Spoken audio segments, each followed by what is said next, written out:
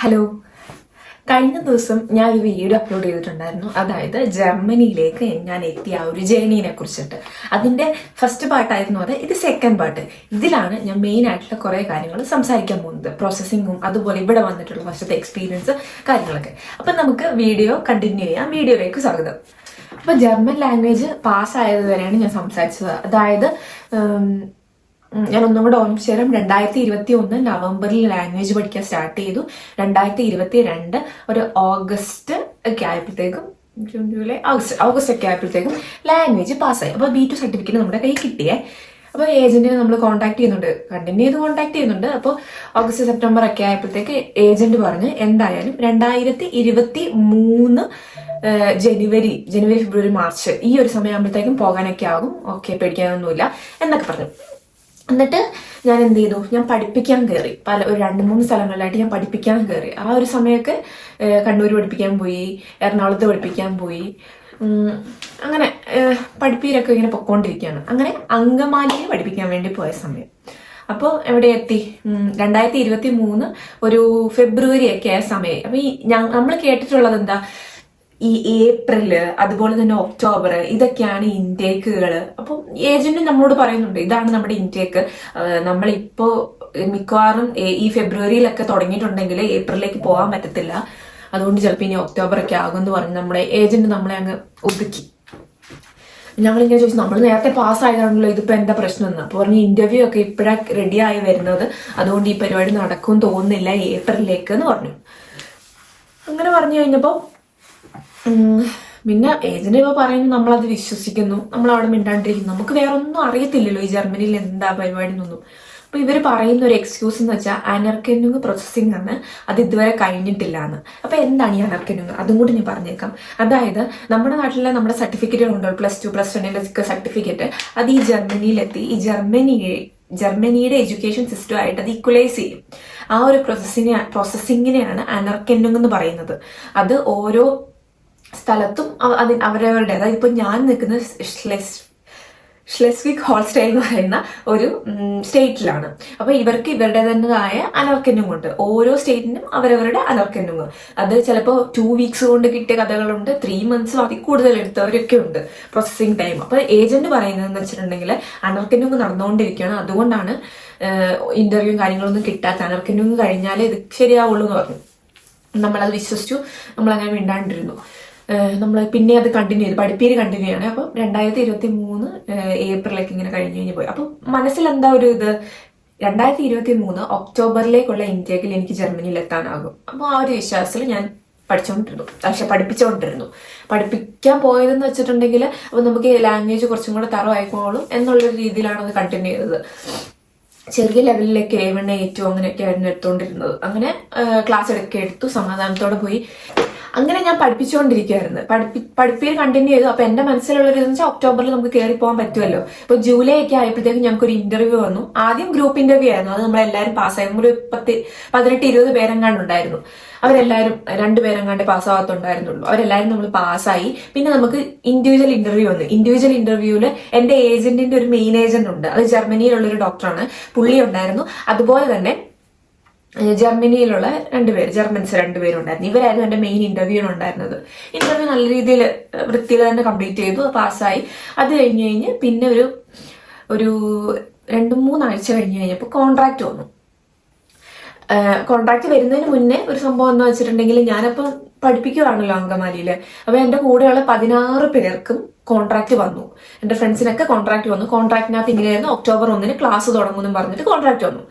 അപ്പൊ എനിക്കും വരുമല്ലോ എന്നുള്ള രീതിയായി. ഓഗസ്റ്റ് ആയി, സെപ്റ്റംബർ ഒക്ടോബർ, ഇനി എന്റെ 2 മാസമല്ലേ ഉള്ളൂ, വീട്ടിൽ കുറച്ചു നേരം നിൽക്കണ്ടേന്ന് കരുതി. അപ്പൊ ഞാൻ എന്റെ ഏജന്റിനോട് ചോദിച്ചു, എന്തായാലും ഉറപ്പല്ലേ കോൺട്രാക്ട് വരുമല്ലോ അല്ലേന്ന്. അപ്പൊ എന്നോട് പറഞ്ഞു, ശ്രുതി ഒന്നും പേടിക്കേണ്ട, കോൺട്രാക്ട് വരും. ശ്രുതി ഒരു കാര്യം ചെയ്തേക്ക്, വീട്ടിലേക്ക് പോക്കോ, ജോലിയൊക്കെ നിർത്തിക്കോ, ഇനി കുറച്ച് ദിവസമല്ലേ വീട്ടിൽ നിൽക്കാൻ പറ്റുള്ളൂ എന്ന് പറഞ്ഞു.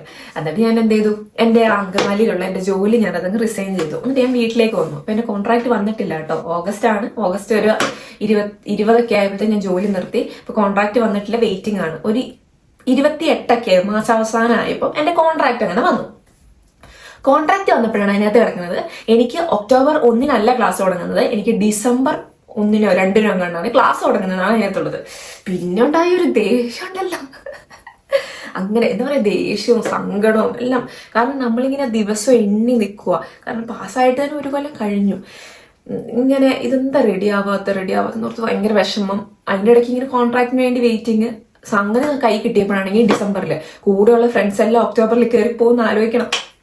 എന്നിട്ട് ഞങ്ങൾ ഏജന്റിനെ പോയി കണ്ടു. അപ്പൊ ഏജന്റ് പറഞ്ഞു എന്താണെന്ന് അറിയില്ല, ഇത് ഇങ്ങനെയാണ് കിട്ടിയത്. എനിക്കും വേറൊരു കുട്ടി ഉണ്ടായിരുന്നു, അവനും ഇങ്ങനെ ഈ ഒരു ഡിസംബറിലാണ് തുടങ്ങുന്നത് എന്ന് പറയും. കാരിറ്റാസിന്റെ കീഴിലാണ് സ്കൂള് വരുന്നത്. അങ്ങനെ പക്ഷെ ഒരു 2-3 ദിവസം എടുത്തു ഞാനൊന്ന് അതൊന്ന് മനസ്സിലൊന്ന് ഉറപ്പിക്കാൻ വേണ്ടി. എനിക്ക് അത്രയ്ക്കും വിഷമമായിരുന്നു. ഞാനതിങ്ങനെ മനസ്സിൽ സമാധാനപ്പെടുത്തി. പിന്നെ അമ്മയൊക്കെ പറഞ്ഞു കുഴപ്പമില്ല മോനെ, ചിലപ്പോൾ കുറച്ചും കൂടെ വീട്ടിലൊക്കെ നിന്നിട്ട് പോയാൽ മതി എന്നുള്ള രീതിയിലായിരിക്കും, അതുകൊണ്ട് നീ വിഷമിക്കൊന്നും വേണ്ട, പോട്ടെ എന്നും വിചാരിച്ചു. എന്നിട്ട് ഞാൻ സമാധാനപ്പെട്ടു കേട്ടോ.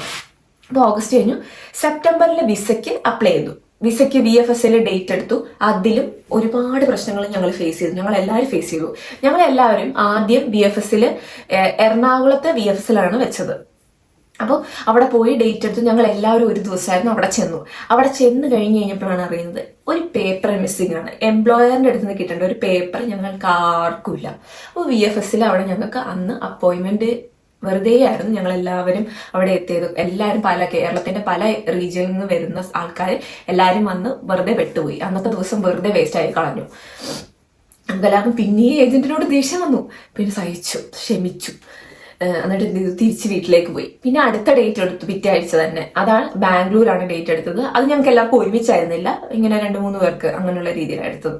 അങ്ങനെ ഞങ്ങൾ ബാംഗ്ലൂർ പോയി VFSൽ ഇത് വെച്ചു, എല്ലാവരും വെച്ചു. അങ്ങനെ കാത്തിരുന്ന് വിസ വന്നു. അപ്പം വിസ വരുമ്പോൾ എൻ്റെ ഏജന്റ് എന്നോടും ആ ഡിസംബറിൽ എനിക്ക് കിട്ടിയ കുട്ടിക്ക് അവനോടും പറഞ്ഞിട്ടുണ്ടായിരുന്നത് ഡിസംബറിൽ ക്ലാസ് തുടങ്ങും, പക്ഷെ പേടിക്കാനില്ല, ഒക്ടോബറിൽ ബാക്കിയുള്ള കുട്ടികൾ പോകുന്നതിന്റെ കൂട്ടത്തിൽ തന്നെ നിങ്ങൾക്ക് പോകാം, നിങ്ങൾക്ക് അവിടെ 3 മാസം ഒരു പ്രാക്ടിക്കും പോലെ ചെയ്യാം ഹോസ്പിറ്റലിൽ, കുഴപ്പമൊന്നുമില്ല. അങ്ങനെ നമുക്ക് RBI അതായത് എംപ്ലോയറിനോട് സംസാരിച്ച് റെഡിയാക്കാവുന്നതാണ്. അങ്ങനെ ഒരു പേപ്പറൊക്കെ വെക്കാം എന്നൊക്കെ ഞങ്ങളോട് പറഞ്ഞിട്ടുണ്ടായിരുന്നു. പക്ഷെ എന്റെ വിസ വെച്ചപ്പോൾ ആ പേപ്പറൊന്നും വെച്ചിട്ടുണ്ടായിരുന്നില്ല. പക്ഷെ അത് ഡയറക്റ്റ് തന്നെ എംപ്ലോയർക്ക് കൊടുത്തിട്ടുണ്ട് എന്നാണ് ഏജന്റ് ഞങ്ങളോട് സംസാരിച്ചത്. അപ്പൊ വിസ വരുമ്പോൾ എന്റെ മനസ്സിലെന്താ, എനിക്ക് പോകാൻ പറ്റും, ഒക്ടോബർ 1 എനിക്ക് ഇവരുടെ കൂടെ തന്നെ കയറി പോകാൻ പറ്റും എന്നുള്ളൊരു ധാരണയിലാണ് ഞാൻ നിൽക്കുന്നത്. പക്ഷെ വിസ വന്നു കഴിഞ്ഞപ്പോഴാണ് അടുത്ത ട്വിസ്റ്റ്. എനിക്ക് ഡിസംബർ 1 തൊട്ടാണ് വിസ വന്നത്. സ്വാഭാവികം, ഞങ്ങൾ പ്രതീക്ഷിച്ച കാര്യം തന്നെയാണത്. പക്ഷെ ഏജന്റിന് ഒരു വിശ്വാസം അപ്പോഴും ബാക്കിയുള്ളത് കൊണ്ട് ഞങ്ങളിങ്ങനെ ട്രസ്റ്റ് ചെയ്ത് ഇരുന്നായിരുന്നു. പിന്നെ ഭയങ്കര വിഷമമായി, കാരണം എല്ലാവരും കയറിപ്പോകുന്നു. ജൂനിയ, അതുല അവരെല്ലാവരും കയറിപ്പോയി ഒക്ടോബറിൽ. ഞാനിങ്ങനെ ഫോണിൽ ഇങ്ങനെ അവർ പോണത് നോക്കിയിരുന്നു. അങ്ങനെ എന്തായി, വിസ വന്നല്ലോ. വിസ വന്ന് പിന്നെ നമ്മൾക്ക് ഓരോ വിധി ഉണ്ടല്ലോ, വിധിച്ച് വെച്ചത് പിന്നെ നമുക്ക് മാറ്റാൻ പറ്റൂല എന്നുള്ളൊരു ഇതിൽ ഞാൻ വിശ്വസിക്കുന്നത് കൊണ്ട് ഞാൻ എന്ത് ചെയ്തു, സമാധാനപ്പെട്ട് ആ ഒരു ഒക്ടോബർ നവംബർ ഈ 2 മാസം ഹാപ്പി ആയിട്ട് തന്നെ ഞാൻ വീട്ടിൽ നിന്നു. കാരണം ഓൾറെഡി ജോലിയൊക്കെ നമ്മൾ കളഞ്ഞല്ലോ ഏജന്റിനെ വിശ്വസിച്ച്. ഇപ്പൊ ജോലിയൊന്നുമില്ല. അപ്പൊ ഞാൻ വീട്ടിൽ സമാധാനത്തോടെ നിന്നു. അമ്മയുടെ കൂടെ കുറെ നാൾ ടൈം സ്പെൻഡ് ചെയ്തു. പിന്നെ പാക്കിംഗ് ഒക്കെ സൂപ്പർ ആണ് കേട്ടോ. കാരണം 2 മാസം എടുത്തിട്ടുള്ള പാക്കിംഗ് അല്ലേ, പെട്ടെന്ന്. ചിലരൊക്കെ വിസ വന്നതിന്റെ ഇപ്പൊ എന്താ പറയാ, തലേന്ന് പോയി പാക്ക് ചെയ്ത് സാധനങ്ങൾ മേടിച്ച ടീമൊക്കെ ഉണ്ട് നമ്മുടെ ഇടയിൽ. പക്ഷെ എനിക്ക് അതിന്റെ ഒന്നും ഒരു ടെൻഷൻ ഉണ്ടായിരുന്നു. കാരണം 2 മാസം ലാവിഷായിട്ടുള്ള പാക്കിംഗ് ആയിരുന്നു ഞാൻ. അങ്ങനെ പാക്കൊക്കെ ചെയ്ത് ഞാനിങ്ങനെ സെറ്റ് ആയിട്ടിരിക്കും. ഞാൻ 1 മാസം മുന്നേ പാക്കിംഗ് ഒക്കെ കഴിഞ്ഞ് പെട്ടിയൊക്കെ കെട്ടിവെച്ച് ഞാനിങ്ങനെ റെഡി ആയിട്ടിരിക്കണം. അങ്ങനെ ഇരിക്കുന്ന ഇടയിലാണ്, അതായത് ഡിസംബർ ടിക്കറ്റ് എടുത്തു കേട്ടോ. ഞാൻ ടിക്കറ്റ് എടുത്തപ്പോൾ ഫ്രാങ്ക്ഫൂർട്ടിലേക്കാണ് ടിക്കറ്റ് എടുത്തത്. 35,000 രൂപയായുള്ളൂ, അത്ര രൂപയായിട്ടുള്ളൂ. ഡൽഹി കണക്ഷൻ വരുന്ന രീതിയിൽ ടിക്കറ്റ് എടുത്തു. 3-ാം തീയതി വെളുപ്പിനെ എറണാകുളത്ത് കയറുന്ന രീതിയിലാണ് ടിക്കറ്റ് എടുത്തിട്ടുണ്ടായിരുന്നത്. 3-ാം തീയതി 4 മണിക്ക് കയറുന്ന രീതിയിൽ. കാരണം 3-ാം തീയതി എൻ്റെ അനിയത്തിയുടെ പിറന്നാളായിരുന്നു. അപ്പൊ ഞാൻ കരുതി എന്തായാലും ഡിസംബർ 1 നമുക്കവിടെ കയറാൻ പറ്റത്തുള്ളൂ. 1ഉം 2ഉം 2 ദിവസം മാറ്റിയ 3-ാം തീയതി അവളുടെ പിറന്നാളും കഴിഞ്ഞിട്ട് അങ്ങ് പോകണമെന്ന് കരുതി. പിന്നെ ക്ലാസ് തുടങ്ങുമ്പോഴും കുറച്ച് ലേറ്റ് ആവുന്നൊക്കെ ഉള്ള ഒരു ഇൻഫർമേഷൻ ഉണ്ടായിരുന്നു. അതുകൊണ്ട് 3-ാം തീയതിയാണ് ടിക്കറ്റ് എടുത്തത്. അങ്ങനെ ഡിസംബർ 29-ാം തീയതി ഓരോ ദിവസം വെയിറ്റ് ചെയ്യണം. ഡിസംബർ 29-ാം തീയതി രാവിലെ ഞാൻ എണീക്കുമ്പോൾ എനിക്ക് മെയിലിൽ എൻ്റെ RBI ഒരു മെയിൽ വന്നിട്ടുണ്ടായിരുന്നു.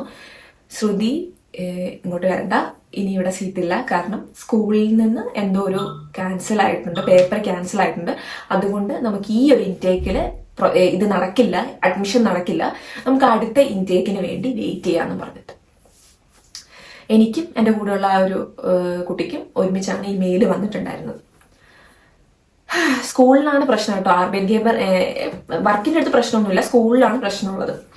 അപ്പൊ തന്നെ ഏജന്റിനെ കോൺടാക്ട് ചെയ്തു. ഏജന്റ് പറഞ്ഞു, ശ്രുതി ഒന്നും കൊണ്ടും പേടിക്കാനില്ല, സ്ഥിരം ഡയലോഗ്, ഒന്നും കൊണ്ടും പേടിക്കാനില്ല, ഇത് റെഡിയാക്കാവുന്ന കാര്യമുള്ളൂ, ശ്രുതി ഒന്ന് വെയിറ്റ് ചെയ്യണം. ഭയങ്കര ടെൻഷനായി. ഞാനവിടെ വീണു. കാരണം എത്ര നാളത്തെ കാത്തിരിപ്പാണ്. അപ്പോൾ നമ്മുടെ ഈ സാധനം വിസ വരെ കയ്യിലുണ്ട്, എന്നിട്ട് നമുക്ക് പോകാൻ പറ്റുന്നില്ല എന്ന് പറയുന്നൊരു ബുദ്ധിമുട്ട്. ഞാനവിടെ ശരിക്കും പറഞ്ഞ് വീണു. അങ്ങനെ ഒരു അവസ്ഥയിലായിരുന്നു ഞാൻ ആ ഒരു ടൈമിൽ. ഞാൻ പക്ഷെ കുറേ നേരം അവിടെ അടങ്ങിയിരുന്നു, ഒന്നും മിണ്ടിയോ ആരെയും ഒന്നും വിളിച്ചോ ഒന്നും പറഞ്ഞില്ല. എൻ്റെ കൂടെയുള്ള പയ്യനാണെങ്കിൽ അവനും കരച്ചില്, അവനും വിഷമം, അവൻ്റെ വീട്ടുകാർക്കും വിഷമം, എൻ്റെ വീട്ടുകാർക്കും വിഷമം. അങ്ങനെ നിൽക്കുമ്പോൾ ഈ പറയുന്ന ഏജന്റ് വിളിച്ചിട്ട് പറഞ്ഞു, അതൊരു പ്രശ്നവുമില്ല, എംപ്ലോയർക്ക് ഒരു ഇഷ്യൂ ഇല്ല. അതായത് സ്കൂളിൽ നിന്നാണ് ഇതൊരു ചെറിയ പേപ്പറിന്റെ മിസ്സിംഗ് ആണ്, ആ പേപ്പർ നമുക്ക് റീപ്ലേസ് ചെയ്യാവുന്നതേ ഉള്ളൂ, അവിടെ ചെന്ന് കഴിഞ്ഞിട്ട് ചെയ്യേണ്ട കാര്യമേ ഉള്ളൂ, ഒന്നും കൊണ്ടും പേടിക്കാനില്ല, ഈ യാത്രയ്ക്ക് ഇതൊരു മുടക്കമാവില്ല എന്ന് തീർത്ത് പറഞ്ഞു ഏജന്റ്. പക്ഷെ എൻ്റെ വീട്ടുകാർക്ക് എന്നിട്ട് അതൊരു വിശ്വാസം ഉണ്ടായിരുന്നില്ല. കാരണം പേടിയായിരുന്നു. നമ്മൾ ഏജന്റ് കുറെ ആയാലും ഇങ്ങനെ തട്ടിപ്പൊക്കെ തുടങ്ങിയിട്ട്, അതുകൊണ്ടൊരു പേടി ഉണ്ടായിരുന്നു. അതുകൊണ്ട് അവിടെ പോയി നേരിട്ട് ഏജന്റിനോട് സംസാരിച്ചു. അപ്പൊ ഏജന്റ് പറഞ്ഞു ഒന്നുകൊണ്ട് പേടിക്കാനില്ല എന്നൊക്കെ പറഞ്ഞ് നേരിട്ടുള്ള സംസാരമായി. അങ്ങനെ വാക്ക് കിട്ടി. എൻ്റെ വീട്ടുകാർക്ക് എന്നിട്ടും പേടിയായിരുന്നു. കാരണം ഞാൻ ഇതുവരെ ഒറ്റയ്ക്കൊന്നും ഒത്തിരി ദൂരമൊന്നും എങ്ങോട്ടും പോയിട്ടില്ല. ആദ്യത്തെ ഒരു ഇതാണ്. എല്ലായിടത്തും എന്നെ വീട്ടിൽ നിന്ന് കൊണ്ടുപോകും, അങ്ങനെയൊക്കെ. വയസ്സുണ്ടെന്നേ ഉള്ളൂ, പക്ഷെ ഞാനൊന്നും ഇതുവരെ ഒറ്റയ്ക്കൊന്നും ചെയ്തിട്ടൊന്നുമില്ല. അങ്ങനെ വീട്ടുകാരും ഈ ഏജന്റിനെ നമ്പി വിശ്വസിച്ചു. എന്നിട്ട് എന്ത് ചെയ്തു, അങ്ങനെ ഞാൻ സന്തോഷത്തോടെ, എന്നാ ഒരു നല്ല ഭയം ഉണ്ടായിരുന്നു മനസ്സിൽ. പക്ഷെ ആ ഒരു അത്രയും നാളും കാത്തിരുന്ന് കിട്ടിയൊരു കാര്യം അതെനിക്ക് അത്ര സന്തോഷത്തോടെ ഒന്നും എക്സ്പീരിയൻസ് ചെയ്യാനും പറ്റിയിട്ടില്ല, ഈ ഒരു പേടി ഉള്ളിലുള്ളതുകൊണ്ട്. പക്ഷെ കുഴപ്പമില്ലായിരുന്നു. ഞാൻ ഡിസംബർ 2023 ഡിസംബർ 3-ാം തീയതി ഫ്ലൈറ്റ് കയറി. 4-ാം തീയതി ഞാനിവിടെ എത്തി. അങ്ങനെ എത്തി. ഫ്രാങ്ക്ഫർട്ട് എയർപോർട്ടിൽ എത്തിയപ്പോൾ നമ്മൾ ഫോൺ ഓൺ ആക്കുമല്ലോ, വൈഫൈ ഒക്കെ കണക്ട് ചെയ്ത് കാരണം ഏജന്റ് നമ്മളെ കൂട്ടാൻ വരും എറണാകുളത്തല്ല, ഫ്രാങ്ക്ഫർട്ടിൽ കൂട്ടാൻ വരും എന്നാണല്ലോ നമ്മളോട് പറഞ്ഞിട്ടുള്ളത്. ഏജന്റ് ഓൾറെഡി അപ്പൊ ജർമ്മനിയില. എന്തായി സംഭവം എന്താന്ന് വെച്ചിട്ടുണ്ടെങ്കിൽ, ഏജന്റിന്റെ ഒരു മെസ്സേജ് ഉണ്ട്, വോയിസ് നോട്ട്. ഹലോ ശ്രുതി, എനിക്ക് പനിയാണ്, അതുകൊണ്ടേ ഞാൻ വരത്തില്ല, ഞാനൊരു ഫ്രണ്ടിനെ വിട്ടേക്കാട്ടോ, ഞാൻ അവിടെ ഒരു ഹോട്ടൽ ബുക്ക് ചെയ്തിട്ടുണ്ട്, ശ്രുതിയെ അവിടെ പോയി താമസിക്ക്, ഞാൻ നാളെ വന്ന് കൂട്ടിയേക്കാം. ഇതാണ് വോയിസ്. ഇതിങ്ങനെ ഭൂമി ഇങ്ങനെ പിളർന്നു പോകുന്ന രീതിയിൽ ദേഷ്യം, അതിനൊത്ത സങ്കടം. കാരണം ഒറ്റയ്ക്കാണ്, കൂടെ ആ കുട്ടി ഉണ്ടെങ്കിൽ കൂടി, പക്ഷെ ഉള്ളില് എൻ്റെ വീട്ടുകാരൊന്നുമില്ല, ആ ഒരു സങ്കടം എനിക്ക് ഉള്ളിലുണ്ട്. ഈ പെട്ടിയും 23 കിലോന്റെ 2 പെട്ടിയും 8 കിലോന്റെ ഒരു പെട്ടി, അങ്ങനെ 3 പെട്ടിയും തോടയിലൊരു ബാഗും എല്ലാം കൂടെ എൻ്റെ പൊന്നോ, എനിക്ക് അങ്ങനെ ദേഷ്യമൊക്കെ ആയിരുന്നു. എന്നിട്ട് ഫ്രാങ്ക്ഫർട്ട് എയർപോർട്ടിൽ നിന്ന് പുറത്തിറങ്ങിയപ്പോൾ മഞ്ഞും പെയ്യുന്നുണ്ടായിരുന്നു. അന്ന് ഫസ്റ്റ് മഞ്ഞാണേ. പക്ഷെ ആ മഞ്ഞ് കാണുമ്പോൾ തന്നെ പേടിയാവും, കൈയൊക്കെ ഇങ്ങനെ. ജാക്കറ്റൊക്കെ ഓൾറെഡി ഇട്ടിട്ടുണ്ട്, എന്നാലും എനിക്ക് ഭയങ്കര വിഷമമായിരുന്നു. അവിടെ കുറേ നേരം വെയിറ്റ് ചെയ്ത് കഴിഞ്ഞപ്പോൾ ഈ പുള്ളിക്കാരൻ വന്നു, ഈ പറയുന്ന ഏജന്റിന്റെ ഫ്രണ്ട്. ഈ ഫ്രണ്ട് ഞങ്ങളെ കൂട്ടി ഹോട്ടലിന്റെ അടുത്തേക്ക് പോയി. ആ ഹോട്ടലിൽ അങ്ങനെ ഒരു ബുക്കിങ്ങേ ഇല്ല. പറ്റിച്ചാണോ ദൈവത്തിനറിയാം. അപ്പൊ ഏജന്റിനോട് വിളിച്ചു പറയുമ്പോൾ ഏജന്റ് പറഞ്ഞു 8 മണി കഴിഞ്ഞാൽ ജർമ്മനിയിൽ ബുക്ക് ചെയ്താലും കയറാൻ ഭയങ്കര പാടാ, അതുകൊണ്ടായിരിക്കും, നിങ്ങൾ വേറൊരു ഹോട്ടൽ നോക്കുക കേട്ടോ. എന്നിട്ട് അവിടെ ആ രാത്രി അവിടെ 8 മണിക്കെങ്ങാണ്ട് ഞാൻ ഇറങ്ങിയതാ, അല്ല 6:30 7:30 ഞാൻ ഇറങ്ങിയതാ. പിന്നെ അവിടെ കിടന്ന് കറക്കുവാ, എല്ലാം ഓരോ ഹോട്ടലിൽ പോയി തപ്പും, ഓരോന്ന് പോയി നോക്കും. അവിടെ നല്ല പൈസയാണല്ലോ. ഞാൻ 70,000 രൂപ എങ്ങാണ്ട് മാറ്റിയിട്ടാണ് വന്നിട്ടുള്ളത്. 70-75,000 രൂപ കയ്യിൽ, 700 യൂറോ കൂട്ടിക്കും കയ്യിൽ. അതുകൊണ്ട് എന്താക്കി, അങ്ങനെ തപ്പി ഒരു ഹോട്ടലിൽ 75 യൂറോ ഒരു ദിവസത്തിന്. എന്നിട്ട് ഞങ്ങളെ ഈ ഹോട്ടലിലാക്കി 2 മുറി എടുത്തു തന്ന് ഈ പുള്ളിക്കാരൻ അങ്ങ് പോയി. അവിടെ പോയി 75 യൂറോ ആയിരുന്നു കേട്ടോ. ആ ദിവസത്തെ പൈസയും കൊടുത്ത് പിറ്റേ ദിവസം അപ്പൊ ഓൾറെഡി ഏജന്റ് കൂട്ടാൻ വരും എന്ന് പറഞ്ഞത് കൊണ്ട്, ഏജന്റ് കൂട്ടി നമ്മളെ വേറെ സ്ഥലത്തേക്കാണല്ലോ കൊണ്ടുപോകുന്നത്, അതുകൊണ്ട് എന്റെ ഫ്രണ്ട്സ് ആരും വന്നിട്ടും ഉണ്ടായിരുന്നില്ല. അന്ന് രാത്രി ഞാൻ എങ്ങനെയൊക്കെ അവിടെ തങ്ങി കൂട്ടി.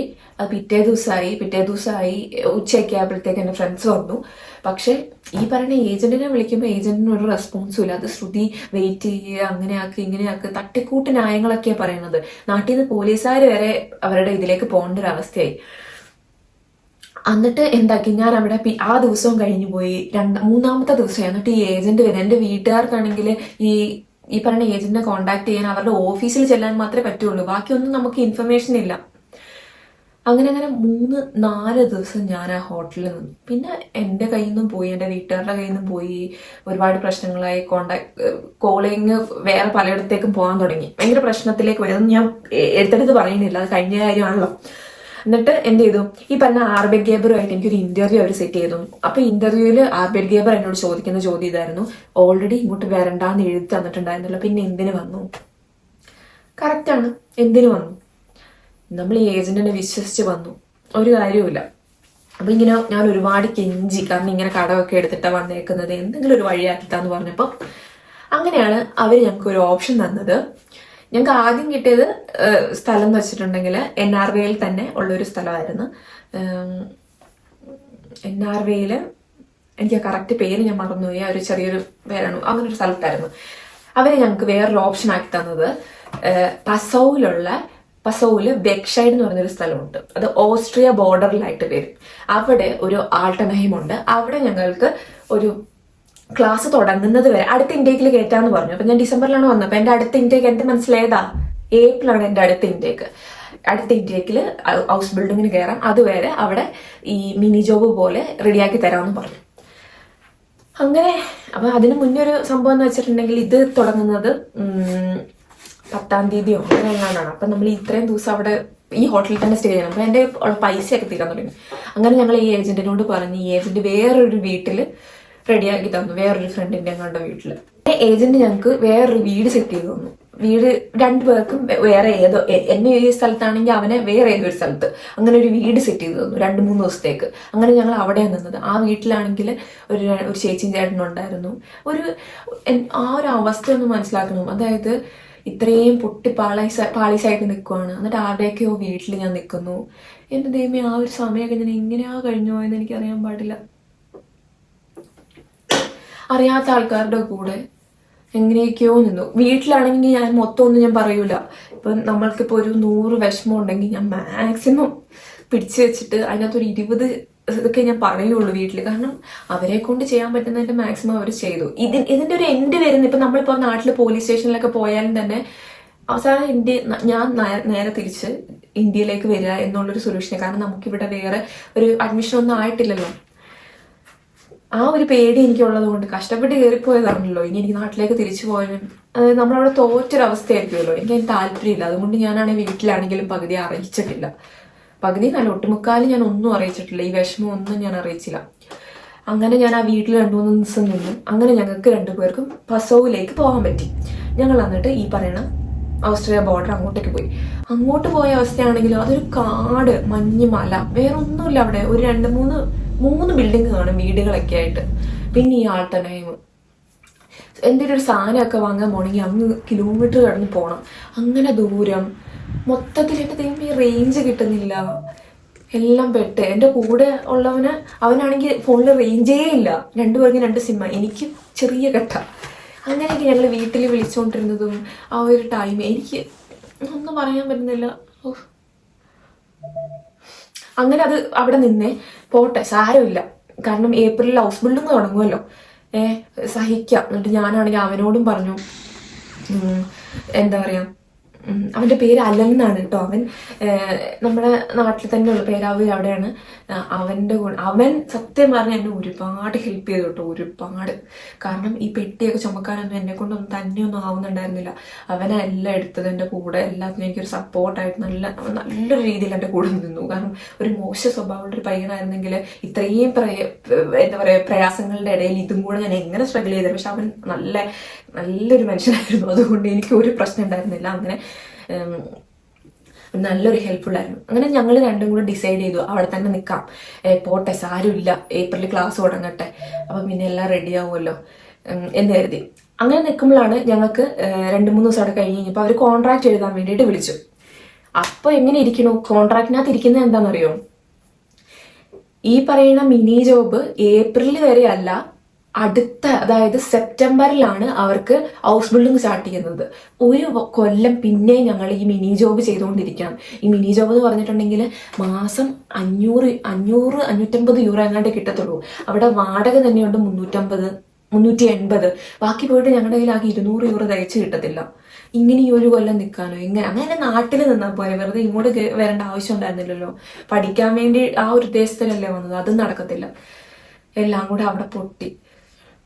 പിന്നെ അതവിടെ സൈൻ ചെയ്തില്ല, ഞങ്ങളൊന്ന് ജസ്റ്റ് ആലോചിച്ചിട്ട് ചെയ്യാമെന്നും പറഞ്ഞിട്ട് ഞങ്ങൾ നേരെ വീട്ടിൽ വന്നു. അന്നത്തെ ദിവസം ഈ ഏജന്റിനെ വിളിച്ച് ഞങ്ങൾ പറയാത്തതൊന്നുമില്ല. പണ്ടൊക്കെ ഞങ്ങൾ നല്ല ഡീസന്റിലായിരുന്നു സംസാരിച്ചുകൊണ്ടിരുന്നത്, പിന്നെ ഭാഷ മാറി അങ്ങനെയൊക്കെ.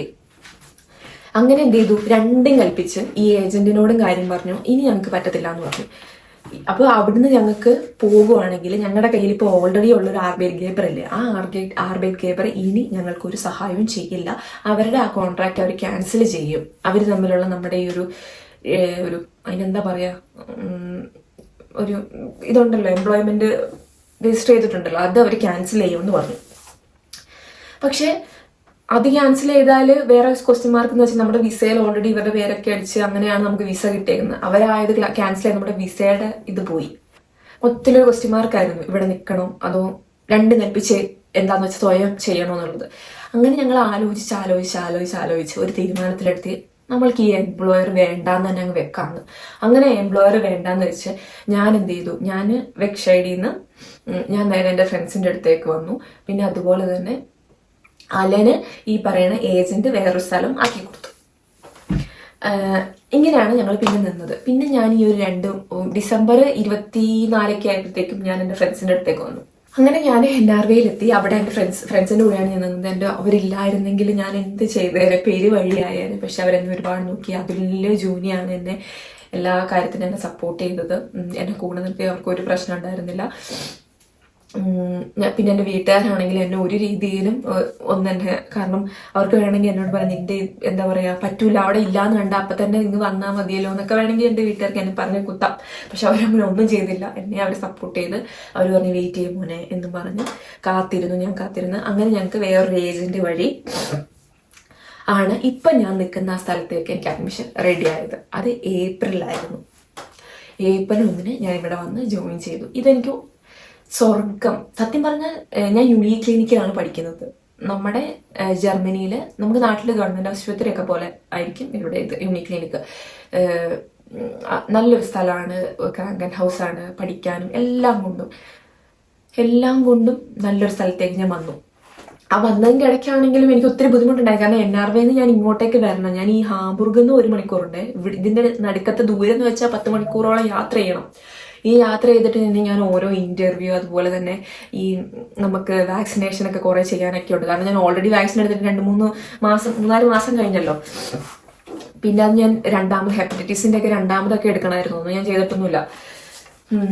അങ്ങനെ അതിനുവേണ്ടി ഞാൻ വരുമായിരുന്നു. ഒരുപാട് ബുദ്ധിമുട്ടി, ഏറ്റവും ഭയങ്കര സ്ട്രഗിൾസ് ആയിരുന്നു. പക്ഷെ ഞാൻ അതെല്ലാം തരണം ചെയ്തു. അങ്ങനെ അപ്പോൾ എനിക്ക് അഡ്മിഷൻ കിട്ടിയത് കീലിലാണ്. എൻ്റെ കൂടെ ഉണ്ടായിരുന്ന കുട്ടിക്ക് കിട്ടിയത് ലുബേക്കിലാണ്. അവന് വേറെ സ്ഥലത്താണ് കിട്ടിയത്. അങ്ങനെ ഞങ്ങൾ അഡ്മിഷൻ തുടങ്ങി, ക്ലാസ് തുടങ്ങിയല്ലോ. അപ്പോൾ 1-ാം തീയതി ഇവിടെ വന്നു, ക്ലാസ് തുടങ്ങി. 2-ാം തീയതി എൻ്റെ പിറന്നാളായിരുന്നു. 2-ാം തീയതിയാണ് സ്റ്റാർട്ട് ചെയ്തത് കേട്ടോ ക്ലാസ്. അപ്പോൾ 2-ാം തീയതി ക്ലാസ്സിൽ പോയി നല്ല സ്റ്റാർട്ടിങ് ഒക്കെ ആയിരുന്നു. 2-ാം തീയതി ക്ലാസ്സിൽ പോയി, 3-ാം തീയതി ക്ലാസ്സിൽ പോയി, 4-ാം തീയതി ആയപ്പോഴത്തേക്ക് അടുത്ത ട്വിസ്റ്റ്. കാരണം എൻ്റെ വിസയിലെ എംപ്ലോയർ നമ്മുടെ പഴയ എംപ്ലോയറാണ്. ഇവർക്ക് ഇവരുടെ എംപ്ലോയറായിട്ട് മാറ്റണമല്ലോ, അല്ലാണ്ട് എന്നെ അവിടെ ഇരുത്താൻ പറ്റത്തില്ല എന്ന്. അപ്പോൾ എന്ത് ചെയ്തു, അവരെന്നോട് പറഞ്ഞു, ശ്രുതി നമുക്കിത് ചെയ്യാം, പേടിക്കണ്ട, നമ്മളെല്ലാത്തിനും കൂടെ ഉണ്ട്. പക്ഷെ ക്ലാസ് അറ്റൻഡ് ചെയ്യാൻ പറ്റില്ല, ഇതൊക്കെ വർക്കിംഗ് അവേഴ്സ് ആയിട്ടാണല്ലോ ഇവർ കൂട്ടുന്നത്, അങ്ങനെ ഇത് കൂട്ടാൻ പറ്റില്ല എന്ന് പറഞ്ഞു. കാരണം വിസ ഇല്ലല്ലോ. അങ്ങനെ ഞാൻ എൻ്റെ ഹോസ്റ്റലിൽ തന്നെ ആയി. പക്ഷെ എൻ്റെ ഇവിടെ ഉള്ളവർ എന്നെ കെയർ ചെയ്തു. കാരണം എൻ്റെ പ്രോസസ്സിങ്ങിൻ്റെ വിസയുടെ ഒരു കാര്യം പോലും ഞാൻ അറിഞ്ഞിട്ടില്ല. എൻ്റെ പേപ്പർ കാര്യങ്ങളെല്ലാം അവർ തന്നെയാണ് ചെയ്തത്. VFSൽ കോൺടാക്ട് ചെയ്ത്, ഔസ്ലാൻഡ് ബോർഡിൽ കോൺടാക്ട് ചെയ്തതും എല്ലാം ഇവർ തന്നെയാണ്. പിന്നെ അതുപോലെ തന്നെ ഇവരെനിക്ക്, നമ്മുടെ കയ്യിൽ പൈസയും കാര്യങ്ങളൊന്നും അങ്ങനെ ഇല്ലല്ലോ, ഇവരെനിക്ക് ഇവിടുത്തെ ക്യാൻറ്റീനിലെ കൂപ്പൺ തന്നിട്ടുണ്ടായിരുന്നു. കുറേ കൂപ്പൺ തന്നിട്ടുണ്ട്, റവേലെ കൂപ്പൺ തന്നു. അപ്പോൾ എനിക്കങ്ങനെ പൈസക്കൊന്നും, എനിക്ക് ഫുഡിനൊന്നും എനിക്കൊരു ബുദ്ധിമുട്ടുണ്ടായിരുന്നില്ല. എന്നെ ഇവർ അങ്ങനെ കെയർ ചെയ്തു. അങ്ങനെ ഒരു ഏപ്രിൽ 10-ാം തീയതി എങ്ങാണ്ടായെന്ന് തോന്നുന്നു. ഒരു 3-4 ദിവസം ഞാൻ ക്ലാസ്സിൽ പോകാണ്ട് തന്നെ ഇരുന്നു. പക്ഷെ നമ്മൾ ഓൾറെഡി ഒരുപാട് ബുദ്ധിമുട്ട് അനുഭവിച്ച് വന്ന ആ ഒരു ഇത് കഴിഞ്ഞതുകൊണ്ട് എനിക്ക് ആ ഒരു 5 ദിവസം വിഷമമൊന്നും ഉണ്ടായിരുന്നില്ല. കാരണം നമ്മൾ ഒരു സ്ഥലത്ത് എത്തിയല്ലോ, അതുകൊണ്ട് എനിക്ക് വിഷമമൊന്നുമില്ല. ഞാൻ 5 ദിവസം സമാധാനത്തോടെ തന്നെ ആയിരുന്നു ഇരുന്നത്. പക്ഷെ അവരെന്നെ ഇടയ്ക്ക് വന്ന് കാണുകയൊക്കെ ചെയ്യുമായിരുന്നു കേട്ടോ, നല്ല ആൾക്കാർ. അങ്ങനെ 10-ാം തീയതി ആയപ്പോഴത്തേക്കും ഔസ്ലാൻഡ് ബേർഡിൽ നിന്ന് ഒരു മെയില് ഇവിടെ യൂണിക് ക്ലിനിക്കിനെ കിട്ടി. അതിനകത്ത് ഇങ്ങനെ പറഞ്ഞിട്ടുണ്ടായിരുന്നു, ഓൾറെഡി വിസ ഉണ്ടല്ലോ, നമുക്കത് മാറ്റാവുന്നതേ ഉള്ളൂ, ഇനി മുതൽ ക്ലാസ്, അതായത് എംപ്ലോയ്മെന്റ് സ്റ്റാർട്ട് ചെയ്തോളൂ, കുഴപ്പമൊന്നുമില്ല. അടുത്തൊരു അപ്പോയിന്റ്മെന്റും എനിക്ക് അവർ തന്നിട്ടുണ്ടായിരുന്നു വിസ മാറ്റാൻ വേണ്ടിയിട്ട്. ആ വിസ മാറ്റേണ്ട അപ്പോയിൻമെന്റ് ആയപ്പോഴത്തേക്ക് അത് മെയിലൊക്കെ ആയിരുന്നു. മെയ് ഒന്നല്ല, എനിക്ക് ഡേറ്റ് മറന്നു, ഞാൻ വീഡിയോ ഇട്ടിട്ടുണ്ടായിരുന്നു അന്ന് എനിക്ക്. ഞാൻ പോയി വിസ മാറ്റി, അന്നും എൻ്റെ കൂടെ ഇവിടെ ഉള്ളവർ വന്നിട്ടുണ്ടായിരുന്നു. അങ്ങനെ ഞാൻ പോയി വിസ മാറ്റി, എനിക്ക് RP കാർഡൊക്കെ കിട്ടി, 3 വർഷത്തേക്കുള്ള കാർഡൊക്കെ കിട്ടി. ഇങ്ങനെ ആയിരുന്നു എൻ്റെ പ്രോസസ്സിങ് മൊത്തത്തിൽ പറഞ്ഞാൽ. അപ്പൊ ഇപ്പം എന്താ പറയാ, അതൊക്കെ ഞാൻ ഒറ്റ സ്ട്രെച്ചിൽ ഈ കാര്യങ്ങളെല്ലാം പറഞ്ഞു തീർത്തേ. പക്ഷെ നിങ്ങളൊന്ന് ആലോചിച്ച് നോക്കണം, ആ ഒരു സമയത്ത് നമുക്ക് ഭാഷയും മര്യാദയ്ക്ക് അറിയില്ല. നമ്മൾ ഈ നാട്ടിൽ പഠിക്കുന്ന ഒന്നും അല്ല ഭാഷ, ഇവിടെ വന്നു കഴിയുമ്പോഴേ അത് നമുക്ക് മനസ്സിലാവുള്ളൂ. അതൊക്കെ അയ്യോ, ബസ്സിൽ കള്ളവണ്ടിയൊക്കെ ഒത്തിരി കയറി. കാരണം എന്ന് വെച്ചാൽ നമുക്ക് ടിക്കറ്റിന് ഡോഷാൻ ടിക്കറ്റ് എടുക്കണമെങ്കിൽ 50 യൂറോ എങ്ങാണ്ടാണ്. എവിടെ നിന്ന് 50 യൂറോ? ഞാനതുകൊണ്ട് ടിക്കറ്റ് ഒന്നും ഇല്ലാണ്ടൊക്കെ കുറെ പേടിയായിരുന്നു. അയ്യോ പിടിക്കോ എന്ന്. ടിക്കറ്റ് വരും എന്ന് കാണുമ്പോൾ അവിടെ ചാടും, അടുത്ത സ്റ്റേഷനിൽ നിന്ന് ചാടും. അങ്ങനെ ഒരുപാട് കള്ളത്തരം കാണിച്ച് ഗതികേടുകൊണ്ട് കേട്ടോ. അങ്ങനെയൊക്കെയാണ് ഇപ്പൊ ഈ ഇപ്പൊ എന്ന് വെച്ചാൽ ഇപ്പോഴും സമാധാനം ഉണ്ടെന്നല്ല, ഒരുപാട്, അതായത് ഇവിടുത്തെ നമുക്ക് പഠിക്കാനാണെങ്കിൽ ഒത്തിരി ബുദ്ധിമുട്ടും കാര്യങ്ങളൊക്കെ ഉണ്ട്. പക്ഷെ അതൊക്കെ നമ്മൾ ഇത്രയും നാൾ ഫേസ് ചെയ്ത് വെച്ച് നോക്കുമ്പോൾ ഒന്നുമല്ല എന്നുള്ളൊരു തോന്നലാണ്. അങ്ങനെയാണ് ഞാൻ ഇവിടെ എത്തിയത്. ഇപ്പോഴും ഇവിടെ ആൾക്കാർ ഇങ്ങനെ വരുമല്ലോ, പുതിയ മലയാളികൾ വരും. അപ്പൊ ഈ വന്നവർ നല്ല സമാധാനത്തോടു കൂടി ആയിരിക്കും വന്നിട്ടുണ്ടാവുക. പഠിച്ച് 2 മാസം കൊണ്ടോ 3 മാസം കൊണ്ടൊക്കെ ഇങ്ങോട്ട് കയറി വരുന്നു. എന്നിട്ട് ഈ ഏജന്റിനോട് ഓരോ പരാതിയൊക്കെ പറയുമ്പോൾ ഇവിടെ നമുക്കൊരു ഏജന്റ് ഉണ്ട്, ജർമ്മൻകാരൻ തന്നെയാണ്, നാട്ടിൽ നിന്ന് പിള്ളേരെ ഇങ്ങോട്ട് കൊണ്ടുവരുന്നുണ്ട്. അപ്പൊ പുള്ളി ഇങ്ങനെ അത്യാവശ്യം നല്ല സർവീസാണ് അവരുടെ. അപ്പൊ ഇവരിങ്ങനെ പരാതിയൊക്കെ പറയുമ്പോൾ ഞാനിങ്ങനെ പറയും, നിങ്ങൾ തിന്നിട്ട് എല്ലിൻ്റെ ഇടയിൽ കയറിയിട്ടാന്ന് തന്നെ പറയും. കാരണം അങ്ങനെയാണ് ആ ഏജന്റൊക്കെ നോക്കുന്നത്. നമ്മുടെ ഏജന്റിനെയൊക്കെ വെച്ച് നോക്കുമ്പോൾ ആ ഏജന്റ് ദൈവമാണ്. അങ്ങനെയൊക്കെയാണ് ഞാൻ ഇപ്പം ഇവിടെ എത്തിയത്. ഞാൻ എല്ലാം പറഞ്ഞു എന്നാണ് എനിക്ക് തോന്നുന്നത്. എന്തെങ്കിലും വിട്ടുപോയോ എന്ന് എനിക്കറിയില്ല. നിങ്ങൾക്ക് ഇനി എന്തെങ്കിലും എൻ്റെ ഈ ഒരു ജേർണിയെ കുറിച്ച് അറിയണമെന്നുണ്ടെങ്കിൽ കമന്റ് ചെയ്യുക. ഞാനപ്പോൾ അതിനെക്കുറിച്ച് ഡീറ്റെയിൽ ആയിട്ട് പിന്നെ വേറെ വീഡിയോയിൽ ഞാൻ പറയാമല്ലോ. ഇപ്പം ഞാൻ മൊത്തത്തിലൊന്ന് ചുരുക്കി പറഞ്ഞതാണ്. ഇങ്ങനെയൊക്കെയാണ് ഞാൻ ഇവിടെ എത്തിയത്. ഇതിൻ്റെ ഇടയിൽ ഈ പ്രോസസ്സിങ്ങിന്റെ കാര്യത്തിൽ, ജർമ്മൻ ലാംഗ്വേജിന്റെ കാര്യത്തിൽ ഒത്തിരി ബുദ്ധിമുട്ടി. പക്ഷെ മനസ്സിന്റെ ധൈര്യം കൊണ്ട് ഇങ്ങനെ നിൽക്കുന്നു. മനസ്സിന്റെ ധൈര്യം കൊണ്ടല്ല, എൻ്റെ ചുറ്റിനും ഒത്തിരി പേരില്ലായിരുന്നു. പക്ഷെ ഉള്ള ആൾക്കാർ, എൻ്റെ വീട്ടുകാരാണെങ്കിലും എൻ്റെ ഫ്രണ്ട്സ് ആണെങ്കിലും ഉള്ള ആൾക്കാർ എന്നെ അങ്ങനെ സപ്പോർട്ട് ചെയ്തു. അതുകൊണ്ടാണ് ഞാൻ ഇങ്ങനെ പിടിച്ചു നിന്നത്. പക്ഷെ ഏറ്റവും അവസാനം നമുക്ക് പറയാനുള്ളത്, നമ്മളെ സപ്പോർട്ട് ചെയ്യാൻ ആരുണ്ടെങ്കിലും ഈ ഒരു ജേർണിയിൽ ഞാൻ മനസ്സിലായെന്ന് വെച്ചാൽ, നമ്മളെ കേൾക്കാൻ കുറെ പേര് കാണും, നമ്മുടെ വിഷമത്തിൽ പങ്കുചേരാൻ ആൾക്കാരുണ്ടാവും. പക്ഷെ ഏറ്റവും അതിന്റെ പ്യുവറസ്റ്റ് ഫോമായിട്ട് ആ വിഷമത്തിന്റെ അത്ര എക്സ്ട്രീം എക്സ്പീരിയൻസ് ചെയ്ത് നമ്മൾ തന്നെയായിരിക്കും. അത് നമ്മളൊന്ന് ഫേസ് ചെയ്യാൻ പഠിച്ചു കഴിഞ്ഞാൽ, അത് നമ്മൾ തരണം ചെയ്ത് കഴിഞ്ഞാൽ പിന്നെ നമുക്ക് എല്ലാം സ്മൂത്ത് ആയിട്ട് തന്നെ ചെയ്യാൻ പറ്റും. ഇത് ഞാൻ ഫേസ് ചെയ്യും, എന്നെ കൊണ്ട് പറ്റുന്നതല്ലേ ഉള്ളൂ എന്നൊരു ചിന്ത മതി. അവനവന് വേണ്ടിയിട്ട് നമ്മൾ തന്നെ എന്തെങ്കിലുമൊക്കെ ചെയ്യണം, അല്ലാണ്ട് ഒന്നും നടക്കാൻ പോകുന്നില്ല. അങ്ങനെ ഞാൻ ആ ഒരു 3 മാസം ഞാൻ ഫ്രണ്ട്സിന്റെ കൂടെ നിന്നില്ലേ, അങ്ങനെ ആ ഒരു ടൈമിലാണ് ഞാൻ ഈ യൂട്യൂബ് ചാനൽ തുടങ്ങിയതും വീഡിയോ ഒക്കെ ചെയ്യാൻ തുടങ്ങിയത്. കണ്ടോ, ഞാൻ അത്രയും തളർന്നിരുന്ന സമയത്താണ് ഞാൻ ഇങ്ങനെ ഒരു സ്റ്റാർട്ടിങ് ചെയ്തത്. നമ്മൾക്ക് ഒരു വാതിലടയും വേറൊരു വാതിൽ, അങ്ങനെ അങ്ങ് ചിന്തിച്ചാൽ മതി, പിന്നെ എല്ലാം ഓക്കെ ആയിക്കോളും. അപ്പോൾ അത്രയൊക്കെ ഉള്ളൂ. നിങ്ങൾക്ക് ഈ വീഡിയോ കണ്ടിട്ട് ഇഷ്ടപ്പെട്ടിട്ടുണ്ടെങ്കിൽ ലൈക്ക് ചെയ്യണം, ചാനൽ ഇഷ്ടപ്പെട്ടിട്ടുണ്ടെങ്കിൽ സബ്സ്ക്രൈബ് ചെയ്യണം. അടുത്ത വീഡിയോ വരുന്നത് നിങ്ങൾ പെട്ടെന്ന് അറിയാൻ വേണ്ടിയിട്ട് ടിങ് ബട്ടൺ ഞെക്കണം. അത്രയൊക്കെ ഉള്ളൂ. അപ്പം ശരി.